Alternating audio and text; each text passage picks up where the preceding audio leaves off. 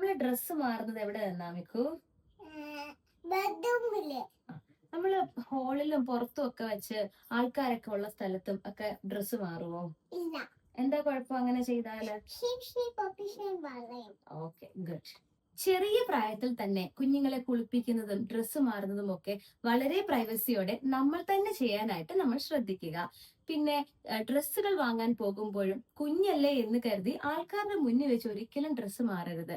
Trial rooms നിങ്ങൾ ഉറപ്പായിട്ടും use ചെയ്യണം.